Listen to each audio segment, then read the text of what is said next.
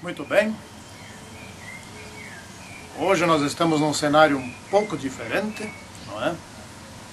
E aproveitando aqui que as flores já estão aparecendo, primavera já está chegando, não é? Então vamos mudar um pouquinho. Vamos fazer nossa oração inicial para o nosso estudo desta semana. Santíssimo Deus que estás nos céus, fica conosco agora nesses momentos. Te pedimos que o Teu Espírito continue conosco, nos ilumine os pensamentos. Em nome do Senhor Jesus Cristo. Amém. O estudo dessa semana é Deus e a revelação. Então nós vamos ler aqui, já de início, os 2 primeiros versículos do livro de Hebreus. Havendo Deus outrora falado muitas vezes e de muitas maneiras aos pais pelos profetas, nestes últimos dias nos falou pelo Filho, a quem constituiu herdeiro de todas as coisas, pelo qual também fez o universo. Tá certo. Lá no início, quando foi a criação, Deus falava direto com Adão e Eva, face a face. Adão e Eva eram perfeitos e eles podiam se comunicar neste contexto de perfeição.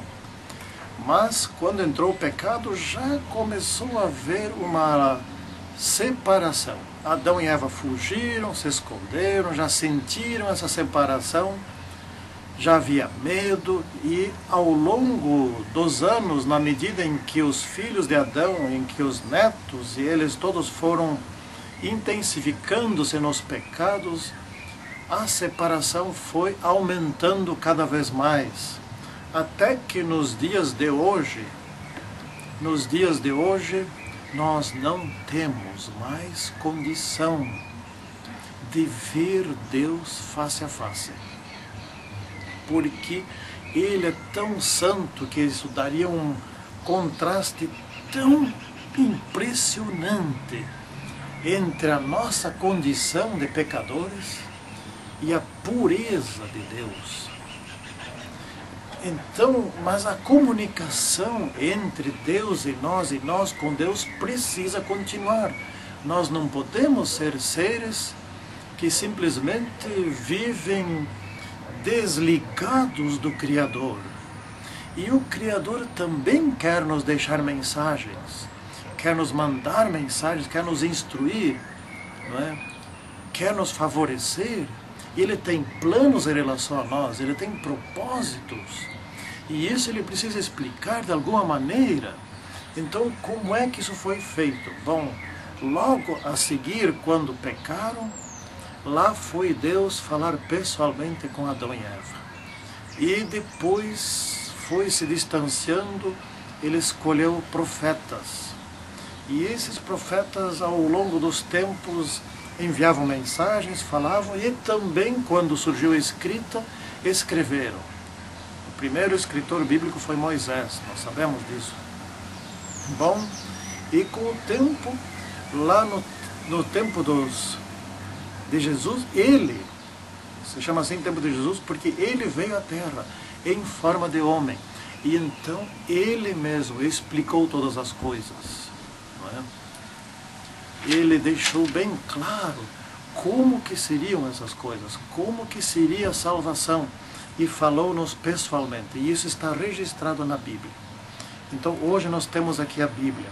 O pecado original foi um processo de separação que foi aumentando, e hoje muitos seres humanos não conseguem nem admitir se falar em Deus.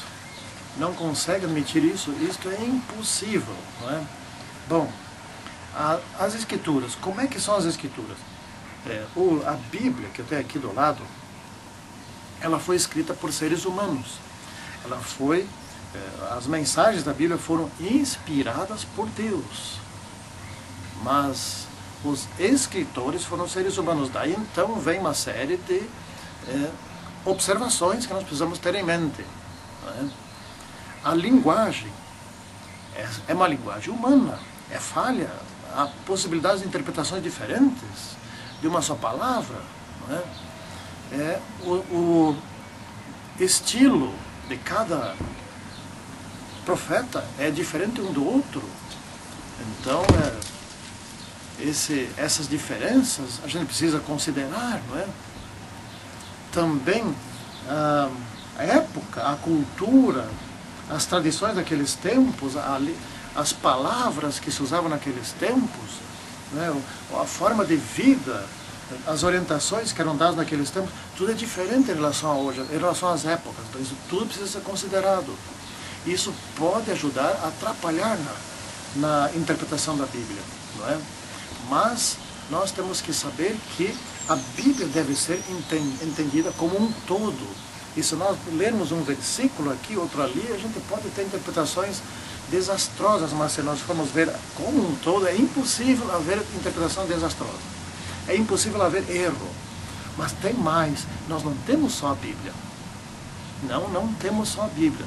Temos um ser invisível, que é o Espírito Santo, que orienta o entendimento em relação à Bíblia, não é? Então, ainda Deus nos fala, Ele nos ajuda a entender as mensagens bíblicas, e isso é muito importante, não é? Então, nós vamos seguindo adiante na nossa lição, com relação ao mistério do Deus triuno, da Trindade. Não é? Hoje a Trindade, inclusive, por parte de muitos de nossos irmãos, é combatida. Não admitem a Trindade. Bom, mas nós não queremos entrar exatamente nesse ponto agora.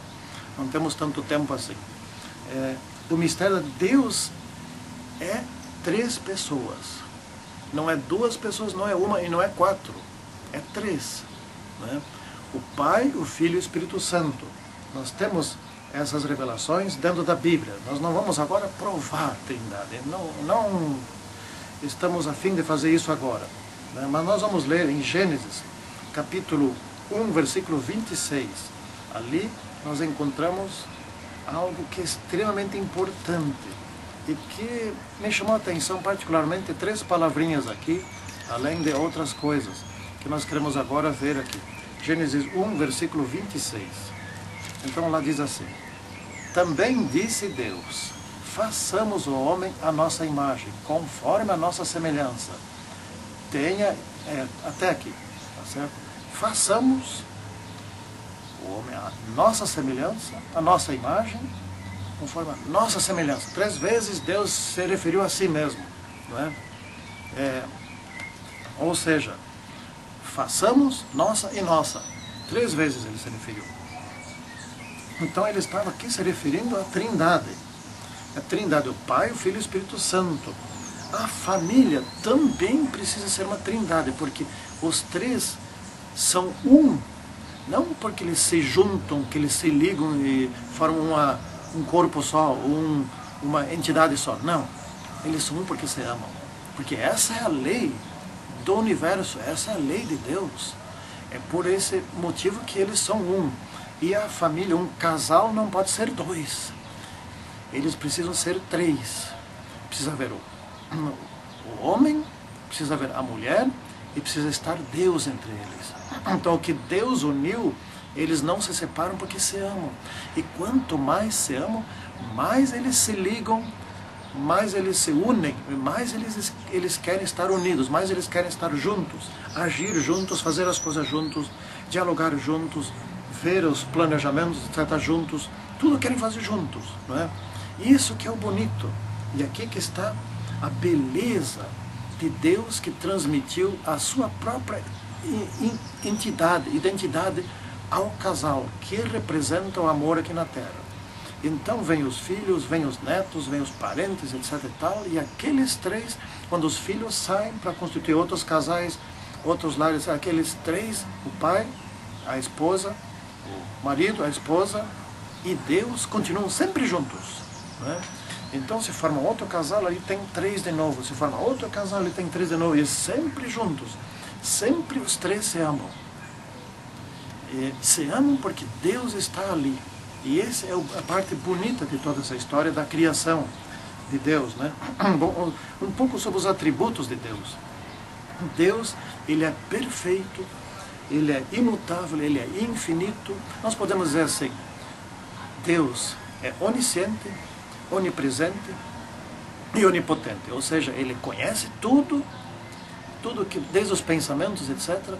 Ele pode estar em todos os lugares ao mesmo tempo e tem poder infinito. E agora vem o atributo dos atributos, ele é amor.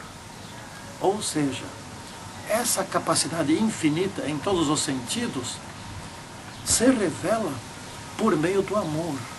Que coisa maravilhosa! Já pensou alguém que tem todas as possibilidades e faz tudo por amor? Isso sim é que é lindo. Então eu gosto desse pensamento e quero estar sempre com Deus. Porque assim é maravilhoso, é espetacular, é muito bonito. Assim vale a pena viver. Alguém que pode tudo e sempre está do teu lado, que coisa maravilhosa, né? Bom, hoje, as ações de Deus, hoje, aparentemente Deus não está fazendo nada, a gente não vê, etc. Deus está agindo de modo discreto. No passado, Deus já agiu de modo muito poderoso, pelo dilúvio, por exemplo, por destruição de Sodoma e Gomorra, na guia do povo de Deus 40 anos no deserto, na destruição do exército assírio, onde morreram 185 mil soldados numa só noite, né? Enfim, José do Egito, quando esteve ali com ele, etc. Tem muitas outras oportunidades em que Deus agiu de uma forma assim, espetacular, retumbante. Quando ele concedeu a lei dos 10 mandamentos aqui a Moisés, foi algo realmente bom. Aqui está Deus. Hoje você não vê nada, né? Você aparentemente não vê nada. Hoje é o tempo de posicionamento. Deus está discreto, por enquanto, mas ele vai voltar a agir por meio da igreja em forma de alto clamor, em forma de grande poder, de milagres, e nas pragas as ações de Deus serão superiores a todas essas anteriores de todos os tempos, e a principal demonstração de Deus, da ação de Deus, será a segunda vinda de Cristo.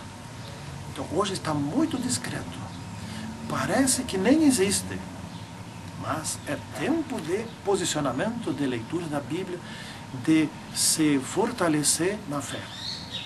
Por fim, nós queremos aqui apresentar um pensamento que eu achei bem interessante a partir do estudo da Bíblia aqui, não é? Que é bem interessante. O que nós temos hoje? Hoje nós temos a Bíblia e as pessoas estão estudando a Bíblia, etc. E muitos dizem, o Velho Testamento não vale mais, né? Mas continua valendo para muitas igrejas para cobrar dízimo, que não tem fundamento no Novo Testamento, só no Velho. Aí vale, né? Então, por exemplo, vamos dar um exemplo com relação ao dom de línguas, não é? Bom, então muitos dizem assim que o Espírito tem poder do Espírito Santo, etc. Por isso que falam línguas diferentes. Bom, peça a 2 faladores de línguas que têm esse dom para se comunicar um com o outro, pelo telefone, por meio dessas línguas, para ver se há comunicação. Aliás, nem Deus entende o que esses faladores de língua falam, porque na verdade eles não falam nada. Não que Deus não possa entender uma língua estranha, é que não se fala nada, não se transmite nada, não existem ideias ali, não se constroem ideias, não se transmitem ideias construídas, certo? Então, como é que, aqui vem um alerta aos membros dessas igrejas, como é que tem capacidade de interpretação da Bíblia, tem o Espírito Santo, etc. e tal, se no seu principal dom nem sequer se comunicam, né? Então é preciso ficar atento a essas coisas. Não é assim, se engana fácil fazendo linguagens, falando coisas, ou dizendo, fazendo sons, etc. e tal, dizendo isso é o poder de Deus, quando não é. Por que que essas igrejas não conseguem interpretar as profecias do Apocalipse? Por que que cada uma tem uma interpretação diferente uma da outra? E todas elas têm o mesmo Espírito Santo. E muitas delas não têm interpretação nenhuma. Como é que o mesmo Espírito Santo, nessas diversas igrejas, dá interpretações diferentes do mesmo texto bíblico? É preciso pensar um pouquinho para não cair sempre na mesma história de enganação. Porque a Bíblia precisa ser interpretada como um todo, com o poder do Espírito Santo. Quando vai ler a Bíblia, precisa antes fazer uma oração e depois de ler faz outra oração. E faz um resumo do que leu. E tenha respeito com relação ao texto bíblico. Não pegue um versículo e aqui está a minha verdade de hoje. Ela é um todo, precisa ser respeitada como um todo, porque o Deus da Bíblia é o mesmo, seja o Velho, seja o Novo Testamento, não mudou. Vamos fazer nossa oração final? Santíssimo Deus, muito obrigado por essas maravilhas que nos tens ensinado aqui. e pedimos que nós possamos vivê-las. Em nome do Senhor Jesus Cristo. Amém. Até o próximo estudo.